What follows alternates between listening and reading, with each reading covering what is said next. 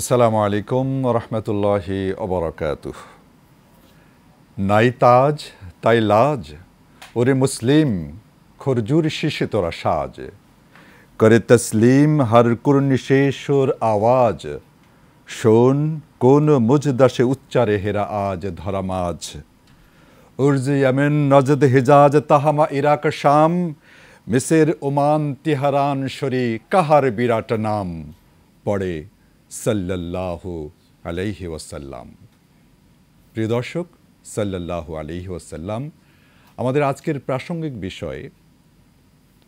Asian টিভির table টক অনুষ্ঠানের প্রাসঙ্গিক বিষয়ে আমাদের পেয়ারা রসুল হযরত মুহাম্মদ সাল্লাল্লাহু আলাইহি ওয়াসাল্লাম।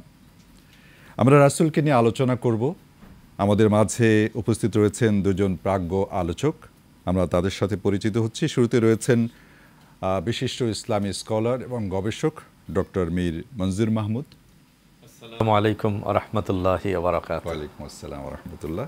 এবং রয়েছেন মুফতি অধ্যাপক শাহাবুদ্দিন আহমদ, পরিচালক কলেজ মনিটরিং অ্যান্ড ইভ্যালুয়েশন, জাতীয় বিশ্ববিদ্যালয়। আসসালামু আলাইকুম রহমতুল্লাহ। ওয়ালাইকুম আসসালাম ওয়া রাহমাতুল্লাহ। সম্মানিত অতিথিবৃন্দ, আপনাদেরকে স্বাগত জানাচ্ছি।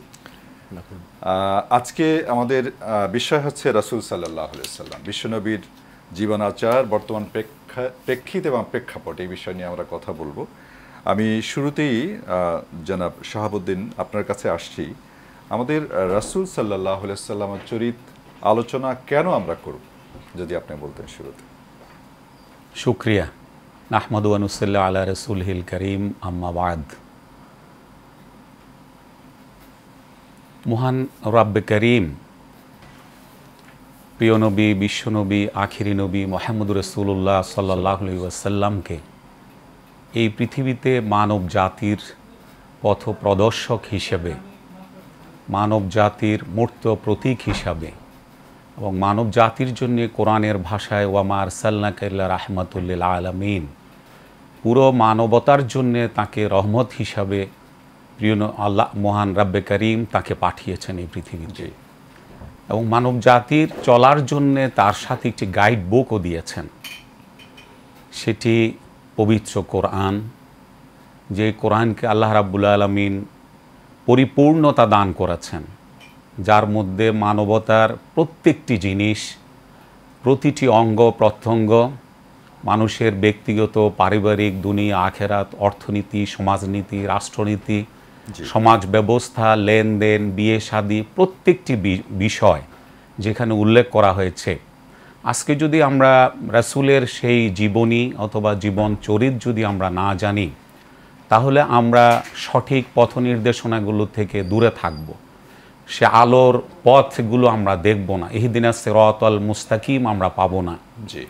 আমরা সেই সঠিক, নির্ভুল এবং দুনিয়া এবং আখেরাতের কল্যাণময় একটি জীবন ব্যবস্থা পাওয়ার জন্যে আমাদের প্রিয় নবী হযরত মুহাম্মদুর রাসূলুল্লাহ সাল্লাল্লাহু আলাইহি ওয়াসাল্লামের জীবন চরিত জানা অত্যাবশ্যক, জরুরি এবং ফরজ। জি, ধন্যবাদ। আপনি গুরুত্বপূর্ণ আলোচনা রাখছিলেন। আমরা এই প্রসঙ্গেই ডক্টর মনজুর মাহমুদ আপনার কাছে আসছি। উনি সুন্দর করে কোরআন এবং হাদিসের আলোকে বললেন, আপনি যদি এখানে সংযুক্ত করেন কিছু। জি, আলহামদুলিল্লাহ, উনি যথার্থই বলেছেন। সুপ্রিয় দর্শক শ্রোতা, আজকে আমরা একটি অতি গুরুত্বপূর্ণ বিষয় এবং প্রসঙ্গের অবতারণা করেছি। সেখান থেকে বলছি যে সিরাত বা নবী সাল্লাল্লাহু আলাইহি ওয়াসাল্লামের জীবন আলোচনার প্রাসঙ্গিকতা আমি দুদিক থেকে দেখি। জি, একটি হচ্ছে তাকে মানুষের কাছে পরিচয় দিতে আল্লাহ তাআলা বলেছেন, কুল ইয়া আইয়ুহান নাস ইন্নী রাসূলুল্লাহি ইলাইকুম জামিআ। তো আজকের দুনিয়া মানবতাকে সামনে নিয়েই তিনি এসেছিলেন। তাকে বলা হয়েছে যে আপনি সকল মানুষের জন্য নবী রাসূল। তো আজকের দুনিয়া জাস্ট বিগত শতাব্দীতে দুটা বিশ্বযুদ্ধ পেয়েছে, কত মানুষ, কত ক্ষয়ক্ষতি হয়েছে সেটা আমাদের জানা। আর আজকে যে সময় কথা বলছে, সেই সময়ও ইউক্রেনে যা হচ্ছে, মধ্যপ্রাচ্যে যা হচ্ছে, পৃথিবীর 8 জায়গাগুলোতে যা হচ্ছে, ঠিক এমতো অবস্থায় গোটা মানবতার শান্তি, শৃঙ্খলা এবং হিংসা দেশ থেকে ফিরে মানবিক একটি সমাজ বিনির্মাণের জন্য এই আলোচনা অতি প্রাসঙ্গিক, অতি জরুরি। একই সাথে বাউন্ডারিলেস আজকের গ্লোবাল ভিলেজে বিশ্বাসীদের জন্য যার মধ্যে যাকে দেখার খোঁজাটাকে অপরিহার্য করেছে ইসলাম। লাকাদ কানা লাকুম ফি রাসূলিল্লাহি উসওয়াতুন হাসানা। ঈমানদারদের জন্য যে জীবনকে জানা এবং মানাকে ফরজ করে দেওয়া হয়েছে, সেই সীমানাহীন বাউন্ডারির এই সমাজে সেই জীবনের কথা ঈমানদারদের ঘরে ঘরে পৌঁছাতে হবে। জি জি, আজকের মানুষদের কাছে এটি তুলে ধরতে হবে। জি জি, একটু প্রাসঙ্গে ইন্টারাপ্ট করছি আপনাকে যে আমাদের সমাজে একটা প্রচলিত ধারণা আছে যে দেখা যায় যে আমরা কার্ল মার্কস পড়ছি, অন্যান্য বিজ্ঞানীকে পড়ছি, ইবনে সিনা পড়ছি, হ্যাঁ, আবু রুশদ পড়ছি, অনেক কিছু পড়ছি, কিন্তু রাসূলকে আমরা প্রকৃত অর্থে পড়ছি কিনা, পড়া দরকার কি, আমরা তো এইগুলো পড়ছি, রাসূলকে পড়া দরকার নেই, এরকম একটা নেগলেন্সি ভাব আছে। এই প্রসঙ্গে যদি কিছু বলতেন। আসলে দেখেন, এখনকার সময় গোটা দুনিয়ার মানুষেরাই ভার্চুয়াল জগতের অধিবাসী হওয়ার কারণে জি, পড়াটা অনেকটা ভুলেই যেতে বসেছে। এটা একটা দেখা এবং শোনাই মনোযোগী হয়েছে। তবে আমরা বাংলাদেশি হিসাবে আমরা পিছিয়ে, আমাদের প্রতিবেশীর চেয়ে আমরা পড়ার ক্ষেত্রে পিছিয়ে। তো প্রথমত হচ্ছে ওভারঅল সিচুয়েশন, যে মানুষ পাঠ বিমুখ। আর উম্মাটিক সেন্সে যদি যান, উম্মার চেতনায় যদি যান, তাহলে পৃথিবীতে জাতিগতভাবে বিশ্বাসীদের দল হিসাবে মুসলিমরা আজকে জ্ঞান, সভ্যতা, গবেষণা থেকে পিছিয়ে, সে অর্থেও আমরা পিছিয়ে। তো এই যে পাঠভ্যাস বা জিজ্ঞাসু যে মন, সেটা ওভারঅল দুনিয়াতে আমরা হারিয়েছি, এজন্যই পিছিয়ে। সেই জায়গা থেকে আজকে আমাদের এই সমস্যা।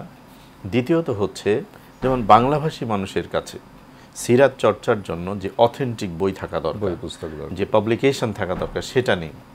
আবার যেটা আছে সেটা সুখপাঠ্য নয়, সেগুলো এত কঠিন নিরস ভাষায় লেখা হয়েছে। একটি উপন্যাস বা নাটক পড়তে গেলে বা অন্য গল্প পড়তে গেলে পাঠক সেখানে চম্বুকের মতো লেগে থাকতে চায়, ধরে রাখে, পাঠককে ধরে রাখে। কিন্তু আমাদের ইসলামী সাহিত্যের পরিসর কিন্তু, ভলিউম কিন্তু কম না, ইতিহাসও পুরনো, কিন্তু খুব কমটাই আমরা পেয়েছি যে সুখপাঠ্য করে, পাঠক বান্ধব করে, ভাষার প্রাঞ্জল্য বা সৌন্দর্য, সৌকর্য দিয়ে পাঠককে ধরে রাখার জন্য।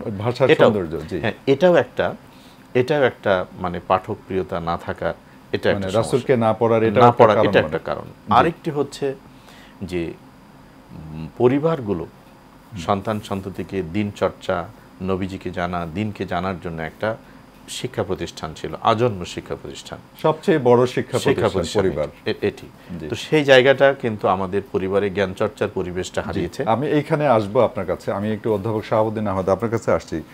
স্যার যেখানে বলছিলেন যে পরিবার আমাদের সবচেয়ে বড় একটি শিক্ষা প্রতিষ্ঠান, তা আমরা কি আমাদের পরিবারগুলোকে সেই শিক্ষা প্রতিষ্ঠান হিসাবে তৈরি করতে পেরেছি কিনা? অবশ্যই পারেনি, এটা হলো এক কথায় জবাব। দ্বিতীয়ত হলো আজকের গ্লোবাল এই যুগে বা সোশ্যাল মিডিয়ার এই যুগে আমরা কিন্তু টিকটক দেখিয়ে বাচ্চাদেরকে ভাত খাওয়াই, অথবা কার্টুন দেখিয়ে বাচ্চাদেরকে খাবারগুলো দিই। আগে গল্প বলা হতো, নবী রাসূলদের গল্প বলতেন মা বোনেরা বা ফুফু খালারা। আজকে কিন্তু সেই গল্পগুলো এখন আর বলা হচ্ছে না। আমাদের শিশুরা যখন কোলে থাকে তাদেরকে অনেক আদর যত্ন, নবী রাসূলদের, সাহাবায়ে কেরামদের অনেক গল্প বলা হতো, মুসা হারুনের গল্পগুলো বলা হতো। সেই গল্পগুলো আজকে আমাদের থেকে বিদায় নিয়েছে, এটা একটা দিক। আরেকটা দিক হচ্ছে, আপনি দেখেন আমাদের দেশের প্রায় প্রত্যেকটা মসজিদ কেন্দ্রিক মক্তব ছিল, যেখানে শিশুদেরকে বা এই বয়সের যারা একটু 3-4 বছরের, তাদেরকে কিন্তু সেই পাঠ্যপুস্তকগুলো বা নবী রাসূলদের ইতিহাসগুলো বা কোরআন চর্চার বিষয়গুলো আমরা আম্মা পারা, কায়দা বা কোরআন, সেখান থেকে শিক্ষা দেওয়া হতো। সেগুলো আজকে কমে গিয়েছে। আরেকটি বড় বিষয় হচ্ছে, গত 15 থেকে 20 বছরের আমাদের এই বাংলাদেশের এখানে সবচেয়ে বড় বিষয় সিলেবাস কেন্দ্রিক যে একটা বিষয়, সেখানে নবী রাসূল, সাহাবায়ে কেরামদের ইতিহাস অথবা তাদের সিরত, এগুলো যে পাঠ্যপুস্তকে নির্ধারণ করা ছিল, সেগুলো আজকে ওখান থেকে বিদায় নিয়েছে। এটা আমরা বড় হওয়ার পরে, বুঝ হওয়ার পরে, এবং মসজিদে হয়তো বা জুমার দিনে খতিব সাহেব যে খুতবা দিতেন, সেটাও কিন্তু অনেকটা কাটছাট করে খুতবাগুলো দিতেন। নবীর জীবনী সেখানে বলার, নবীর জীবনের একটি অংশ বলা হতো, যেগুলো নবী সাল্লাল্লাহু আলাইহি ওয়াসাল্লাম সোয়াবের কথা বলতেন, এই কথাগুলো বেশি করে বলা হতো। কিন্তু জিহাদের কথা সেখানে আসতো না, পর্দার কথাগুলো আসতো না, চুরি ডাকাতের বিরুদ্ধে কথা আসতো না। জেল জুলুম নির্যাতনের বিরুদ্ধে কথাগুলো আসতো না, দুর্নীতির বিরুদ্ধে কথাগুলো আসতো না। সুদ ঘোষ মদ জেনা বেবিচার সমাজের অন্যায় অত্যাচার লুটতরাজ এর বিরুদ্ধে খতিব সাহেবরা কথা বলার জন্য সাহস পেতেন না। আজকে সবচেয়ে বড় প্রয়োজন রাসূলুল্লাহ সাল্লাল্লাহু আলাইহি ইসলামের জীবনী, যেখানে যে উপযোগী করে তোলা দরকার ক্লাস 1 থেকে আমি মনে করি বিশ্ববিদ্যালয়ের সর্বোচ্চ ক্লাস পর্যন্ত এটাকে পাঠ্যপুস্তকে এটাকে নির্ধারণ করা উচিত এবং সময় উপযোগী সিলেবাস দেওয়া উচিত এবং পাঠ্যকর হিসাবে দেওয়া উচিত। তাহলে আমরা কিছুটা সেটা জানতে পারবো এবং নবীর যে আদর্শ এবং আল্লাহর তাআলা যে আতিউল্লাহ ওয়া আতিউর রাসূল যে কথাটুকু বলেছেন যে আল্লাহর আনুগত্য করো এবং তার রাসূলের আনুগত্য করো, আর আল্লাহর ভালোবাসার কথা যেটা বলেছেন আল্লাহ রাব্বুল আলামিন কোরআনে কুল ইন কুনতুম তুহিব্বুনাল্লাহ ফাত্তাবিউনি ইউহিব্বুকুমুল্লাহ, যে তোমরা যদি আল্লাহর ভালোবাসা পেতে চাও তাহলে তোমরা আমাকে অর্থাৎ নবী সাল্লাল্লাহু আলাইহি ইসলামকে ভালোবাসতে হবে। তাহলে শুধু ওই ভালোবাসা আল্লাহর পাওয়া যাবে, শুধু তা না আল্লাহ গুনাহগুলোও মাফ করে দেবে। জি জি ধন্যবাদ। আমরা আবার আসবো আপনার কাছে যে স্যার আপনি বলছিলেন যে আমাদের পরিবার থেকে আমরা আসছিলাম মসজিদের দিকে, তারপরে সিলেবাসের প্রসঙ্গে আসছে। এটা তো খুবই দুঃখজনক যে একসময় আমরা আদর্শলিপি পড়েছি, আপনারা নিশ্চয়ই পড়েছেন, সকালে উঠিয়া আমি মনে মনে বলি সারাদিন আমি যেন ভালো হয়ে চলি, আদেশ করেন যাহা মোর গুরুজনে আমি যেন সেই কাজ করি ভালো মনে। সেই শিশুবেলায় পড়েছি, এখনও কিন্তু মনে আছে। কিন্তু এইরকম কোনো কবিতাও কিন্তু আমাদের মানে নাই, এবং বিশেষ দিকে আমাদেরকে ধাবিত করা হচ্ছে আমাদের সমাজকে, আমাদের পরিবারকে, আমাদের শিক্ষা ব্যবস্থাকে। তো ডক্টর মীর মঞ্জুর মাহমুদ আপনার কাছে আসবো। উনি যে পয়েন্টটা পরিবারের কথা আপনি শুরু করেছিলেন ওনার কাছে গেলাম, তো আপনি যদি ওইখানে আরেকটু সংযুক্ত করেন, যেমন রাসূলের জীবনের উপরে, নবী রাসূলদের জীবনের উপরে কিন্তু ছোট ছোট কার্টুনও রয়েছে। আমরা অন্যান্য ডোরেমন টোন এই সমস্ত না দেখে এই সমস্ত কার্টুনগুলো বাচ্চাদের দেখাতে অভ্যস্ত করতে পারি। এখন আব্দুল্লাহ সিরিজ হচ্ছে, 3D কার্টুন হচ্ছে, ভালো ভালো কার্টুনও কিন্তু হচ্ছে, সেগুলোকে দেখাতে আমাদের অভ্যস্ত করতে হবে। প্রসঙ্গে যদি বলতে নেই। জি, আসলে শিক্ষা প্রতিটা সমাজ বিনির্মাণের মূল হাতিয়ার আমরা জানি। তো শিক্ষার কারিকুলাম বা কন্টেন্টগুলো তৈরি হচ্ছে ওই সমাজের মানুষের শিক্ষার দর্শনকে সেটার আলোকে। তো বাংলাদেশের মুসলিম সমাজের শিক্ষা দর্শন যদি ইসলাম হতো তাহলে অবশ্যই সেখানে কোরআন সুন্নাহ সিরা এগুলো আসতো। কিন্তু আমরা আমাদের বিশ্বাসকে একটা সুনির্দিষ্ট জায়গায় বন্দি রেখে আমাদের জীবনকে সেখান থেকে আলাদা করার যখন সিদ্ধান্ত নিয়েছি, অর্থাৎ বিশ্বাসজাত জীবনের পরিকল্পনা যখন বাদ দিয়েছি, তখন ম্যাটেরিয়ালিস্টিক বা বস্তুগত জীবনের দিকে যখন আমরা নিজেদেরকে মনোযোগ দিয়েছি, রাষ্ট্র যখন সিদ্ধান্ত নিয়েছে, সমাজ তখন সে পথে চলেছে, তখন অবস্থাটা এই সমস্যাটা হয়েছে। আসলে শিক্ষাতে তো বিশ্বাসকে ধারণ করতে হয় এবং ধারণ করে সে অনুযায়ী জীবন চালাতে হয়। তো বিশ্বাস যখন শিক্ষায় না থাকে তখন আচরণেও থাকে না।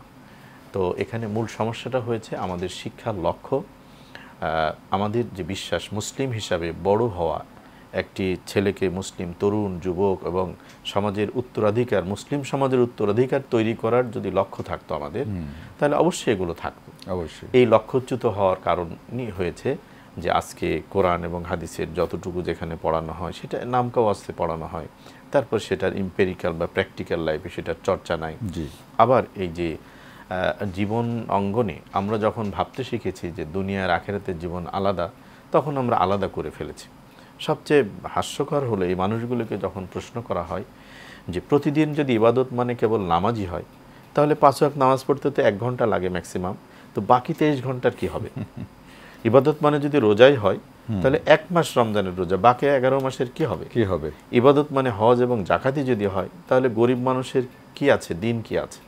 সুতরাং দিন বা ইসলামী জীবন ব্যবস্থা মানে শুধু মাত্র নামাজ রোজা হজ জাকাত যেদিকে বুনিয়াদ বলেছে ইসলামের, অবশ্যই সেগুলো সেই ভিত্তির উপরে দাঁড়িয়ে জীবনের সকল পরিসরকে দিক ও বিভাগকে সে আলোকে মানে আলোকিত করা, তৈরি করা, এই কাজটাকে আমরা বুঝতে না পারার কারণে এবং পৃথক করার কারণে একজন ব্যবসায়ী মনে করছে আমি মসজিদে ঢুকবো, দোয়া পড়ে মসজিদ থেকে দোয়া পড়ে বের হব, এনাফ, এরপরে ব্যবসা যা করি সেটা আমার ইচ্ছা আমার খেয়াল।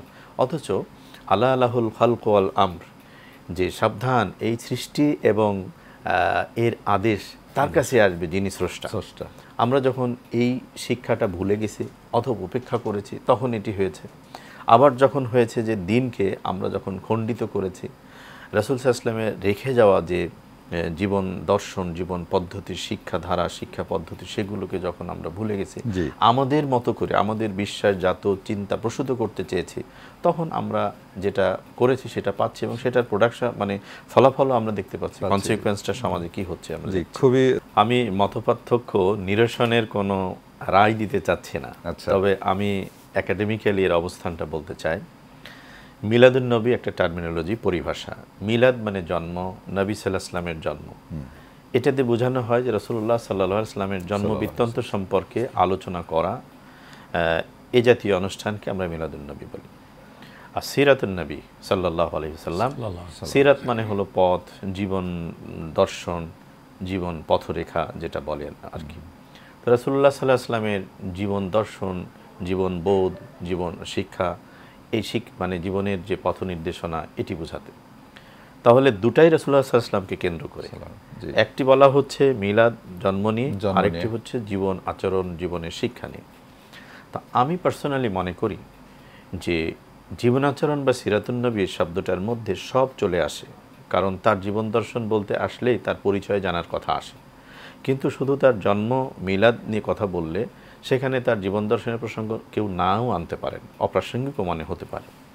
আরেকটি জিনিস অবশ্যই মনে রাখা দরকার এই মতপার্থক্যের মাঝে, রাসূলুল্লাহ সাল্লাল্লাহু আলাইহি ওয়াসাল্লামের গোটা জীবনই আমাদের কাছে মানবতার জন্য শিক্ষণীয়। অবশ্যই এ কথা মনে করা কোনো সুযোগ নেই যে নবুয়তের 23 বছরের বাইরে তার বাকি জীবনটা 40 বছর আমাদের কাছে শিক্ষার নেই, অবশ্যই না, অবশ্যই না। রাসূলুল্লাহ সাল্লাল্লাহু আলাইহি ওয়াসাল্লামের জন্ম থেকে নবুয়ত পূর্ব 40 বছরও যখন তিনি সাদিক, আমিন, তাজিরুল আমিন হিসেবে বড় হয়েছেন, তার জন্ম থেকে এই 40-এর গোটা জীবনটাই আমাদের সামনে ইতিহাসের কাছে স্পষ্ট এবং সেটি আমাদের পাশে সমানভাবে জানার, বুঝার, অনুসরণ, অনুকরণের জায়গায় আছে।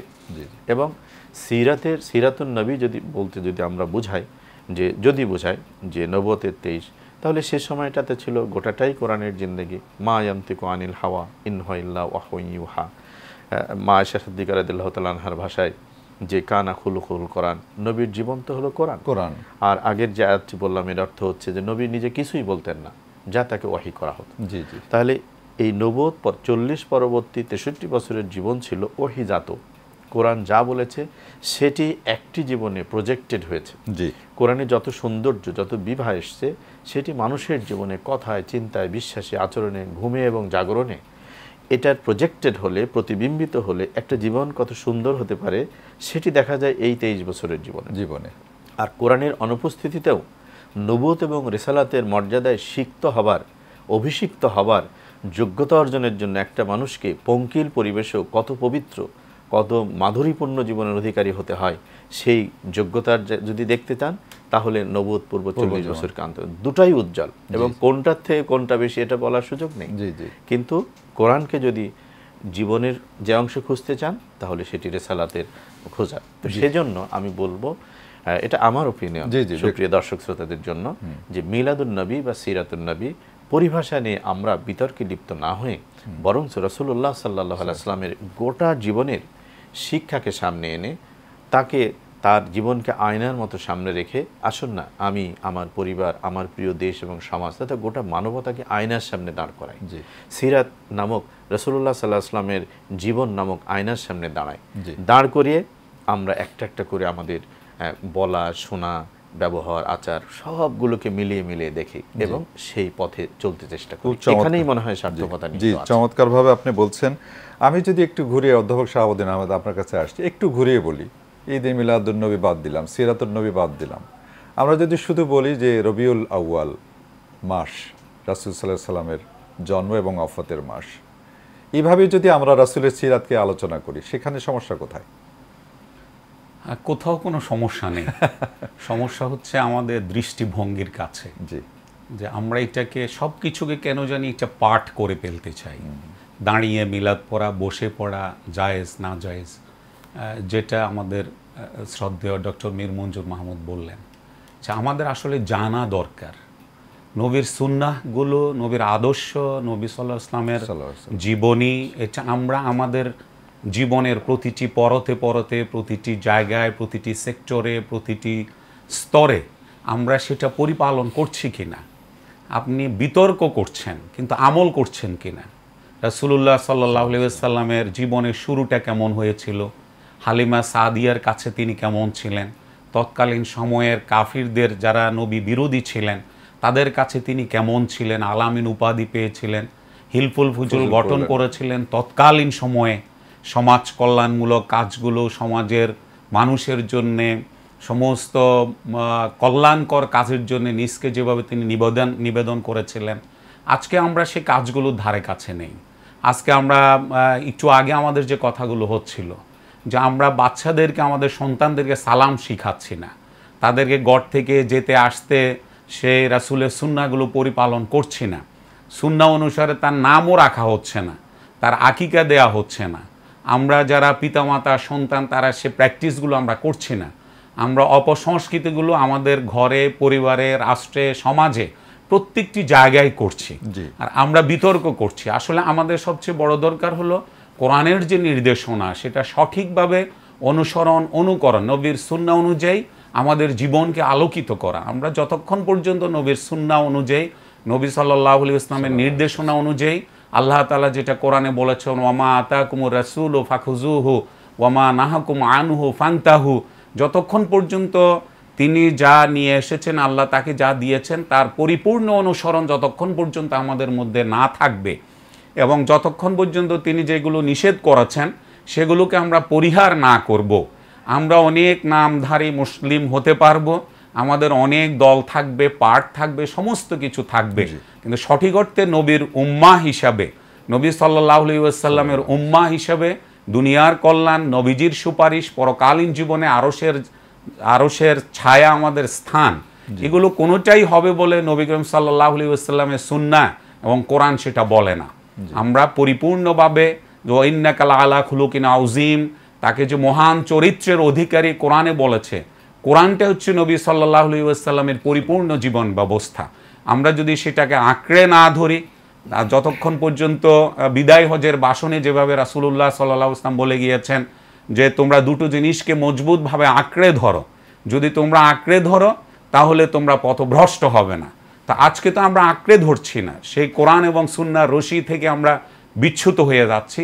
আমরা যদি সেগুলোকে সঠিকভাবে ধরি, সঠিকভাবে জানি, কোরআনটাকে যদি জীবনে একবার করে হলেও অর্থসহ, ব্যাখ্যাসহ যদি আমরা বুঝি, রাসূলুল্লাহ সাল্লাল্লাহু আলাইহি ওয়াসাল্লামের সিরাতগুলোকে যদি আমরা পড়ি, আমরা যদি হাদিসগুলোর আমল করি, সহিহ হাদিসগুলো যদি আমরা অধ্যয়ন করি, আমরা জীবনে অনেকগুলো কাজ করি, ব্যবসায়, পড়ালেখায়, ডাক্তার, ইঞ্জিনিয়ার, আমাদের পেশাতে অনেকভাবে নিজের জীবনের অনেক অংশগুলোকে আমরা সময়গুলোকে ব্যয় করি, কিন্তু পরকালীন জীবনকে সুন্দর করার জন্যে, দুনিয়ার জীবনকে নবীময় জীবন করার জন্যে, সুন্নাহ আলোকে আলোকিত করার জন্য যে চেষ্টা, যে সাধনা করা দরকার, সেই চেষ্টা এবং সাধনা আমাদের কাছে অনেক কম।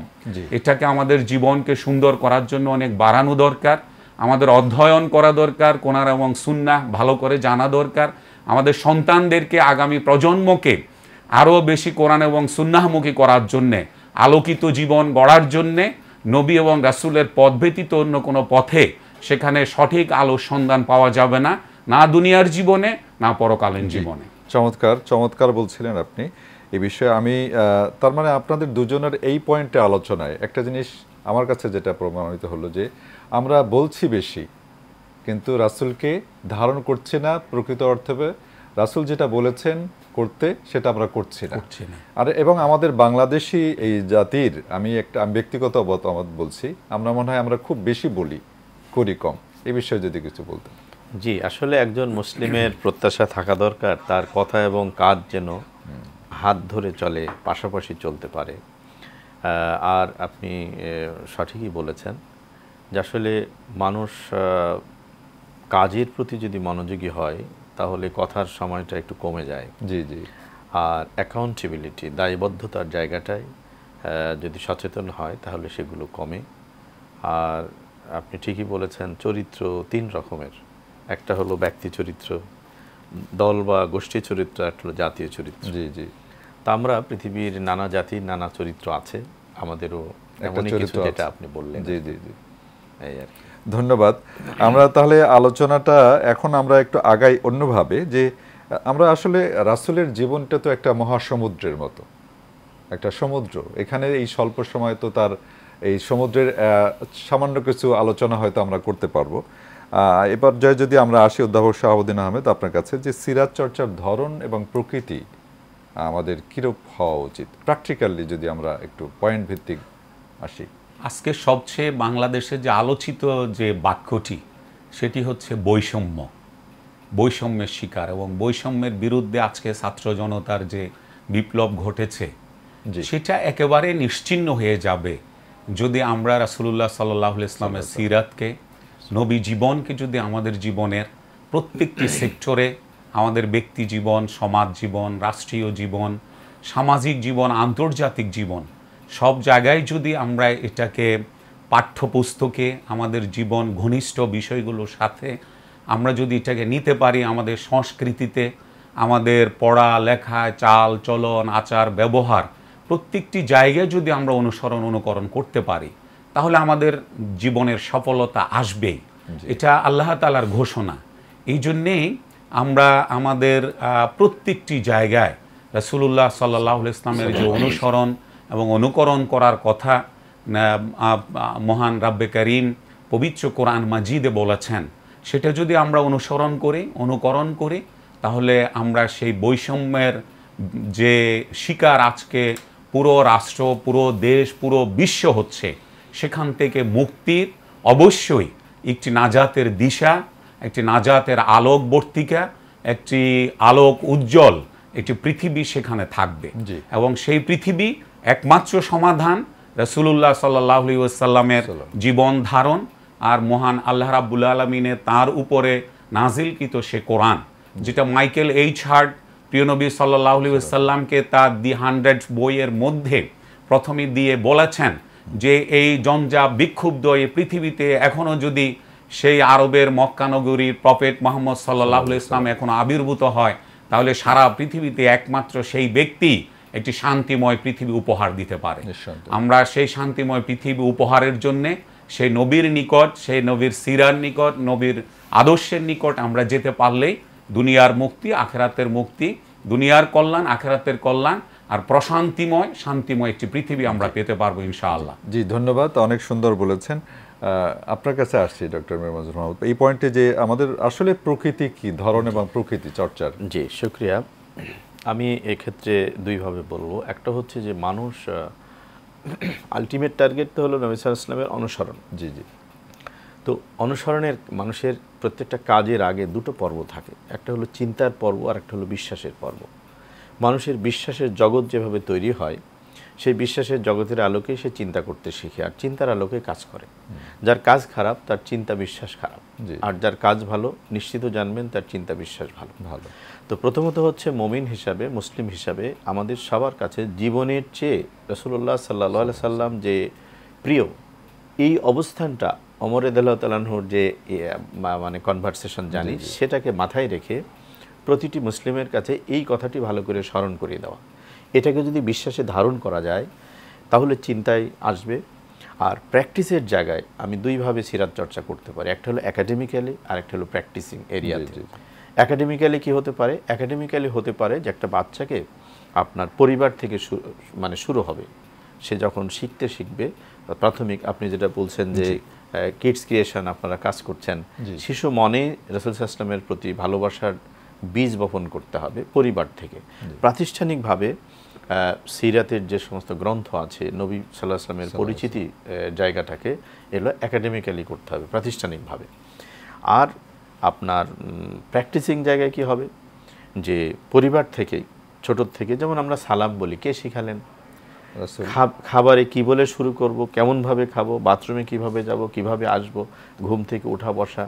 অর্থাৎ একটা মুসলিম চাইলেও রাসূল সাল্লাল্লাহু আলাইহি ওয়াসাল্লামকে অবজ্ঞা করার সুযোগ নাই যদি সে আসলে ইসলামিক জিন্দেগি যাপন করে। আপনি লিফটে উঠবেন, নামবেন, আপনার বাচ্চাকে যদি এই দোয়াগুলো শিখিয়ে দেন, সে রাসূল সাল্লাল্লাহু আলাইহি ওয়াসাল্লামকে স্মরণ করলো। অর্থাৎ জীবনাচরণের মধ্য দিয়ে সিরাতের চর্চা, আর একটা হলো পাঠোভ্যাস, পড়াশোনা, জ্ঞানার্জনের মধ্য দিয়ে করা। সূরা আশ-শারহের মধ্যে আল্লাহ তাআলা বলছেন ওয়ারাফা'না লাকা যিকরাক, প্রতিদিন 5টা বার আজানের মধ্যে, ইকামতের মধ্যে, তাশাহুদের মধ্যে দুরুদের মধ্যে আমরা রাসূলুল্লাহ সাল্লাল্লাহু আলাইহি ওয়াসাল্লামকে স্মরণ করছি। এই জায়গাটাই আল্লাহ বলছেন, ও নবী আপনার স্মরণকে আমি সুউচ্চ করেছি। জি। তো পৃথিবীতে কোনো জনপদ নাই যে এমন আমি যে কথাগুলো বললাম, এই উঠতে বসতে চলতে ফিরতে রাসূলুল্লাহ সাল্লাল্লাহু আলাইহি ওয়াসাল্লামকে ভুলে যাওয়ার কোনো সুযোগ আছে? সুতরাং আমরা সিরাতকে রাসূল সাল্লাল্লাহু আলাইহি ওয়াসাল্লামের কে যদি প্র্যাকটিসে আনতে চাই, তাহলে আমাদের সন্তানদের, আমাদের নিজেদের জীবনে সুন্নাহর আলোকে জীবন পরিচালনা করতে চেষ্টা মানে করা। মূল যে আলোচনা কিন্তু আমরা শুরুতেও করেছি এবং এখনো আপনার আলোচনা যেটা আসছিল, যে সেটা হচ্ছে পরিবারকে যদি আমরা একটা শিক্ষা প্রতিষ্ঠান হিসাবে এবং বেসিক শিক্ষাটা যদি ওখান থেকে আমরা বাচ্চাদেরকে দিতে পারি, তাহলে কিন্তু এই রাসূলের সিরাত চর্চার ধরন প্রকৃতি। আর একটা জায়গায় একটু স্মরণ করায় দিচ্ছি, সেটা হচ্ছে যে সিরাত গ্রন্থ বা সাহিত্যগুলো, এগুলো কোনো আজগুবে জায়গা থেকে হবে না। না, এটা হলো কোরআন এবং হাদিসের আলোকেই মধ্যেই হতে হবে। এটা হতে হবে, এবং কোরআন এবং হাদিসের ইনস্ট্রাকশনগুলো আমরা ওই পয়েন্টে কিভাবে আসবো, শাহেদ। আজকে আমরা আলোচনার একেবারে শেষের দিকে আসছি। তার আগে, আলোচনা যাওয়ার আগে আমরা কিডস ক্রিয়েশন এর সৌজন্যে প্রাপ্ত একটি নাতে রাসূল, বিখ্যাত নাতে রাসূল, যেটি রাসূল সাল্লাল্লাহু আলাইহি সাল্লাম মক্কা থেকে মদিনায় যাওয়ার সময়, মদিনায় যাওয়ার পরে আবাল বৃদ্ধ বনিতা সবাই সমস্বরে গেয়ে উঠেছিল, তালা আল বাদরু আলাইনা। এই গানটি নির্মাণ করেছে কিডস ক্রিয়েশন। চলুন দেখে আসি।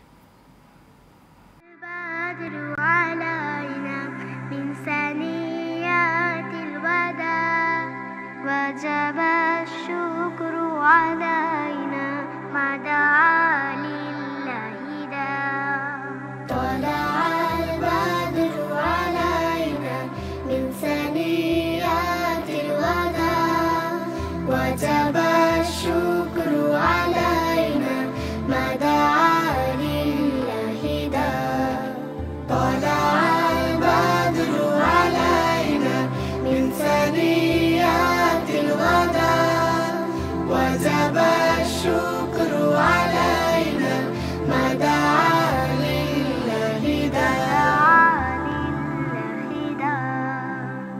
রাতের আধার কেটে কেটে আকাশে চাঁদ উঠলো, রাতের আধার কেটে কেটে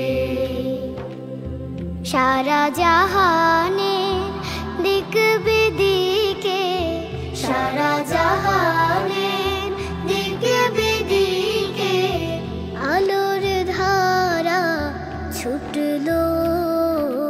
طلع البدر علينا من ثنيات الوداع وجب الشكر علينا ما دعا لله داع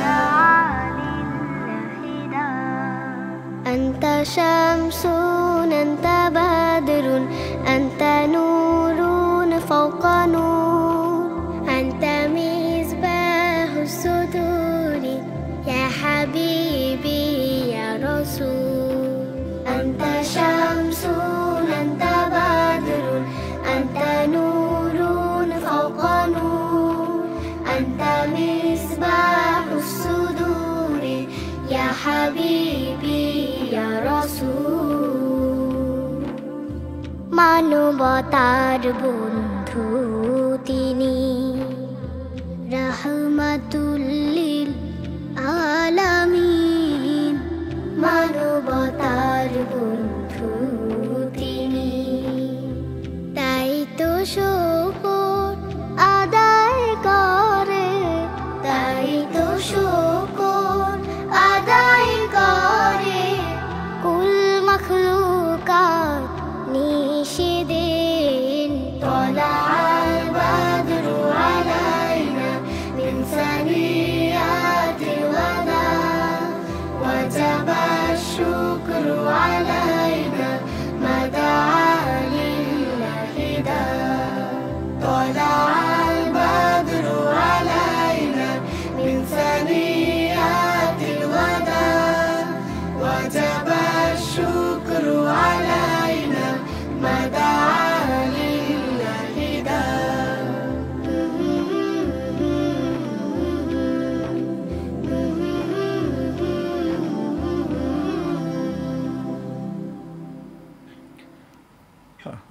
ধন্যবাদ। আমরা এতক্ষণ চমৎকার একটি নাতে রাসূল, সেই বিখ্যাত নাতে রাসূল শুনলাম। কিডস ক্রিয়েশনকে ধন্যবাদ। আমরা এবারে আপনাদের কাছে আসছি যে যেহেতু নাত শুনলাম, নাশিদ, হ্যাঁ, সাহিত্য সংস্কৃতি, এই প্রসঙ্গে আমাদের সাহিত্য সংস্কৃতিতে সিরাত কেমন হওয়া উচিত আপনার কাছ থেকে আসছি শুরুতে। জি, তোমার বাণীরে করিনি গ্রহণ, ক্ষমা করো হযরত, ভুলিয়া গিয়াছি তব আদর্শ তোমার দেখানো পথ। ক্ষমা করো হযরত, ক্ষমা করো হযরত, নজরুলের লেখা। নজরুলের লেখা।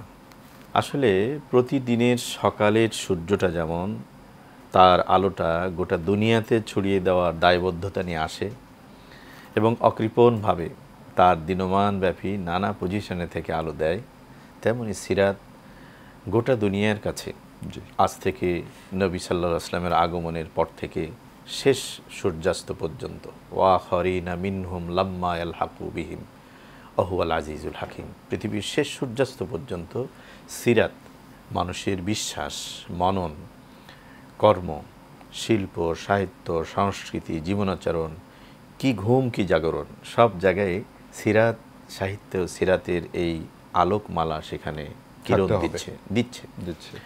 এটার উপস্থিতি যে ব্যক্তি যে সমাজে পড়বে সেটি মুসলিম সমাজ, আর এর অনুপস্থিতি যেখানে হবে সেটি আর যাই হোক মুসলিমের সমাজ হতে পারে না, এবং যেখানে এটা পড়বে সেখানে সেই সমাজটা আলোকময়। সুতরাং সিরাতের উপস্থিতি যে সাহিত্য, যে সংস্কৃতি, যে সভ্যতায় আছে সেটি ইসলামের সভ্যতা, সেটি মুসলিমের সভ্যতা। এর অনুপস্থিতি যে ঘটে যেখানে, সেখানে অন্ধকার দূর করার মতো আর কোনো আলো থাকে না, এবং সেটিকে নতুন করে পরিচয় করিয়ে দেওয়ার কোনো সুযোগও নেই যে তারা অমুসলিম। সুতরাং আমি মনে করি যে সিরাত এর চেতনা, এর সাহিত্য, এর সংস্কৃতি বা এর নির্দেশনাটা সর্বব্যাপক, এবং আকাশের নিচে এত উজ্জ্বল কোনো তারকা বা সূর্যের আলো নেই যে সিরাতের মতো এত আলো ছড়াবে। সিরাজুম মুনির হে। সুতরাং আপনি শুধু শিল্প, সাহিত্য, সংস্কৃতিতেই না বলি, দেখা না দেখা মানুষের বিশ্বাস, মনন এবং আচরণের জীবনের প্রতিটা পর্বেই কি আলো কি আধারে, কি দিন কি রাতে সিরাত তার সিরাতের আলোকচ্ছটা প্রভাব বিস্তার করছে এবং আলোকিত করছে। জি, ধন্যবাদ, চমৎকারভাবে বলছিলেন।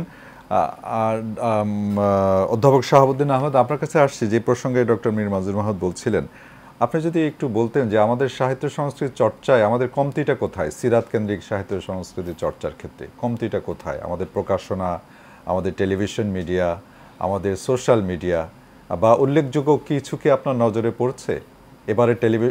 এবারে যে সিরাত মাস চলছে, আমাদের টেলিভিশনগুলো আজকের যেমন এশিয়ান টেলিভিশন যে চমৎকার আয়োজন করেছে, এরকম কি বেশ কিছু আয়োজন আপনার চোখে পড়েছে কিনা?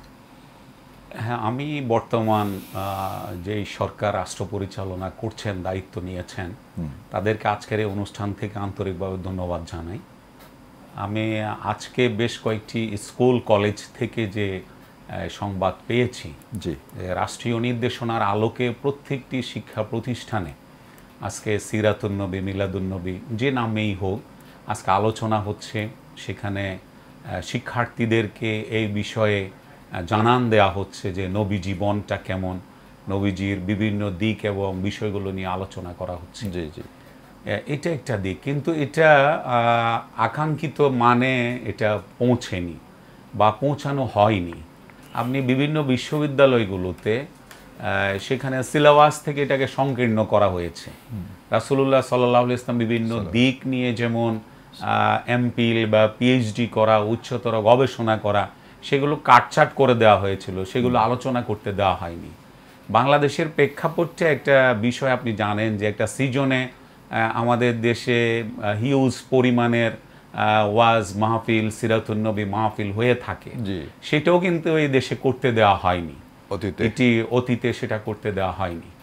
মানুষের কাছে আপনি সোশ্যাল মিডিয়া অথবা আপনার ইলেকট্রনিক্স বা প্রিন্ট মিডিয়াগুলো এটা ব্যাপক একটা প্রভাব বিস্তার করে।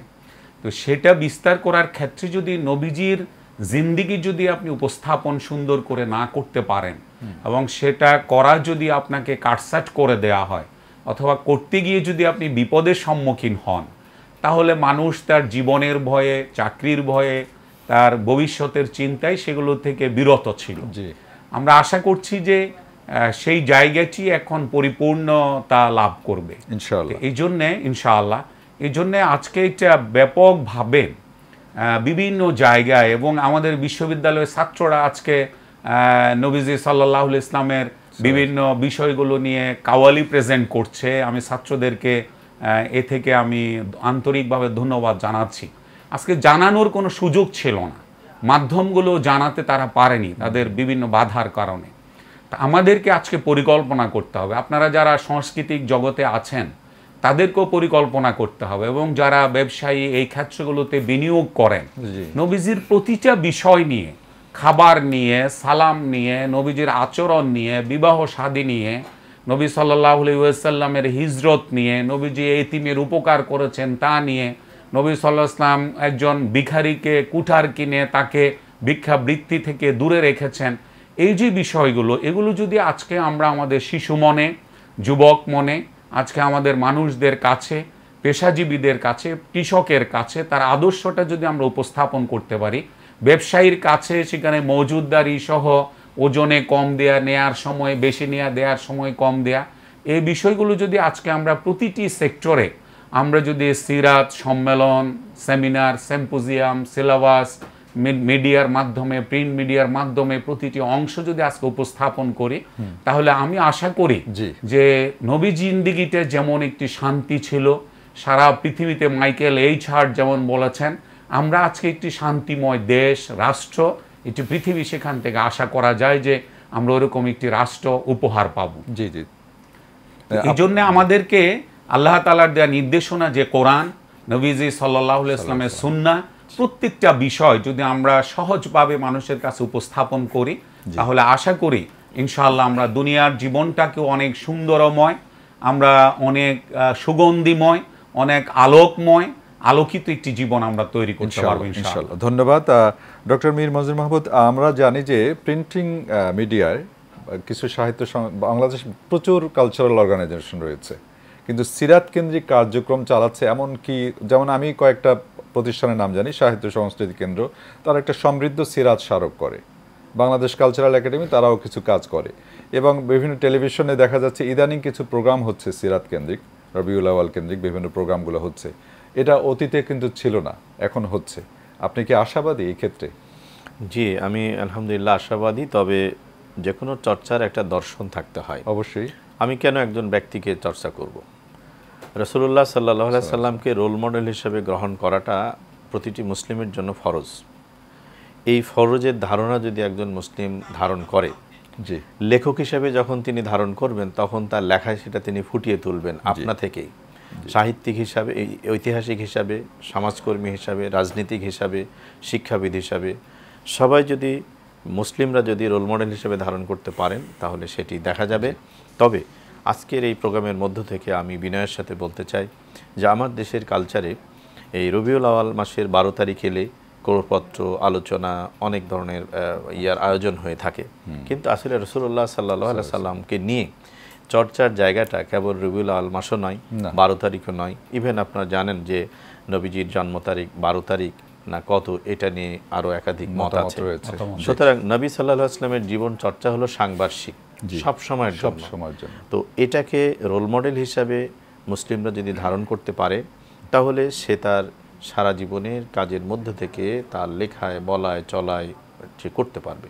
এবং আমি আরেকটা জিনিস প্রত্যাশার জায়গায় আমাদের সময় একদম শেষের দিকে রাখতে চাই, সেটা হচ্ছে যে আমাদের পরিবারে, আমাদের প্রতিষ্ঠানে একটা কর্নার থাকতে পারে, পাঠাগারের থাকতে পারে, এবং সেখানে যেন সিরাতের উপরে, বাচ্চাদের, বড়দের উপরে যেন বই পুস্তক থাকে। সেজন্য সিরাত সাহিত্যের মানে অ্যাভেলেবিলিটি আনতে হবে এবং আমাদের কাজ করতে হবে। জি, ধন্যবাদ মুফতি অধ্যাপক শাহাবুদ্দিন আহমদ এবং ডক্টর মীর মঞ্জুর মাহমুদ।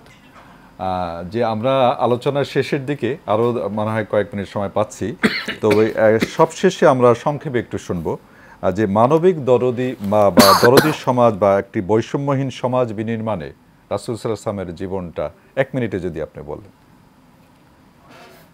বৈষম্যহীন সমাজ তো আল্লাহ রাসূল সাল্লাল্লাহু আলাইহি ওয়াসাল্লাম উপহার দিয়েছেন। জি জি, আমাদের দরকার, আল্লাহ রাসূল সাল্লাল্লাহু আলাইহি ওয়াসাল্লাম নিজে হাদিসে বলেছেন, লা ইউমিনু আহাদুকুম হাত্তা আকুনা আহাব্বা ইলাইহি মিন ওয়ালাদিহি ওয়া ওয়ালাদিহি ওয়ান নাস আজমাইন। জি, ওয়াল্লাজি নাফসি, প্রথমে এই শব্দটি আসছে যে যার হাতে আমার প্রাণ, শপথ করেছেন, অনেক কিছু কথা বলেছেন যে তুমি মুমিনই হতে পারবে না। মুমিন হওয়ার জন্যে রাসূলের প্রতি যে ভালোবাসা, যে সেটা সন্তান, পিতামাতা এবং সমস্ত মানবতা থেকে রাসূলকে বেশি অনুসরণ, অনুকরণ এবং রাসূলের যে প্র্যাকটিসিং, রাসূল সাল্লাল্লাহু আলাইহি ওয়াসাল্লামের সুন্নাহগুলোকে যদি আমরা অনুসরণ করতে পারি, অবশ্যই একটি বৈষম্যহীন সমাজ ব্যবস্থা আমরা দেখতে পাবো ইনশাআল্লাহ। এবং একটি সুন্দর রাষ্ট্র ধন্যবাদ। আমরা উপহার পাবো ইনশাআল্লাহ। ডক্টর মীর মঞ্জুর মাহমুদ। এখানে ইসলামের নির্দেশনা হলো কুনু ইবাদাল্লাহি ইখওয়ানা, তোমরা আল্লাহর বান্দা, ভাই ভাই হয়ে যাও। এই একটি দর্শন মক্কার মুহাজিরদেরকে মদিনায় এসে উদ্বাস্ত হতে দেয়নি। পৃথিবী বলতে পারে না যে মক্কার মুহাজিরগুলো মদিনায় এসেছিল, তারা উদ্বাস্ত ছিল। এই একটি দর্শন। আরেকটি হচ্ছে আজকের সমাজ আমাদেরকে শেখায় কি, আপনা চরকায় তেল দাও, নিজে বাঁচলে বাপের নাম। ইসলাম শেখায় কি যে সিম্প্যাথেটিক নয়, বরঞ্চ ইমপ্যাথেটিক হতে বলছে। সমাজের কারো বিপদে তুমি বিপদগ্রস্ত বলে এগিয়ে যাও না, বরঞ্চ তার বিপদে তুমি বিপদগ্রস্ত হয়েছে এই মানসিকতা নিয়ে এগিয়ে যাও। সুতরাং ইসলামের এই ইমপ্যাথেটিক চেতনা, সিম্প্যাথির যে চেতনা, আর আল্লাহর বান্দা ভাই ভাই হয়ে যাওয়ার যে চেতনা, এই চেতনা যদি লালন করা হয়, এই দর্শন যদি লালন করা হয়, তাহলে একটা বৈষম্যহীন, সুখী, সমৃদ্ধ এবং দরদি সমাজ গড়ে ওঠার জন্য আর কোনো প্রতিবন্ধকতা খুবই থাকে না। চমৎকার, খুবই চমৎকার। অসংখ্য ধন্যবাদ ডক্টর মীর মঞ্জুর মাহমুদ এবং অধ্যাপক শাহাবুদ্দিন আহমেদ। আপনারা খুবই চমৎকার আলোচনা করেছেন। আশা করছি আমাদের দর্শক শ্রোতা যারা রয়েছেন আমাদের টেলিভিশনের সামনে, তারাও আলোকিত হবেন এই আলোচনা থেকে। আপনারা যদি খানিকটা রসদ এখান থেকে পেয়ে সেটা যদি প্র্যাকটিক্যাল লাইফে আমরা আমল করতে পারি, সেটাই তাহলে আমাদের আজকের অনুষ্ঠানের সার্থকতা। জাযাকুমুল্লাহ খয়রান। দর্শক, বিদায় নেব তার আগে আমাদের রেনেসার কবি ফররুখ আহমেদের কবিতার কয়েকটি লাইন দিয়ে শেষ করছি। কে আসে সাড়া পড়ে যায়, কে আসে নতুন সাড়া, জাগে সুষুপ্ত মৃত জনপদ, জাগে শতাব্দী ঘুমের পাড়া। হারা সম্বিত ফিরে দিতে বুকে, তুমি আনো প্রিয় আবহায়াত, জানি সিরাজাম মনিরা, তোমার রশ্মিতে জাগে কোটি প্রভাত। এই সিরাজাম মনিরা আর কেউ নন, তিনি আমাদের আখেরি নবী, বিশ্বনবী, মানবতার কাঙ্ক্ষিত মহামানব, মুক্তির মহামানব রাসূলুল্লাহ সাল্লাল্লাহু আলাইহি ওয়াসাল্লাম। আসুন আমাদের জীবনে, ব্যক্তিগত জীবনে, সামাজিক জীবনে, রাষ্ট্রীয় জীবনে রাসূলের জীবনকে ধারণ করি, তাহলে আমাদের সমাজে আসবে আমূল পরিবর্তন। আল্লাহ রাব্বুল আলামিন আপনাদের সবাইকে ভালো রাখুন, সুস্থ রাখুন, এই কামনা করে আজকের অনুষ্ঠান থেকে বিদায় নিচ্ছি। আসসালামু আলাইকুম ওয়া রাহমাতুল্লাহি ওয়া বারাকাতুহু।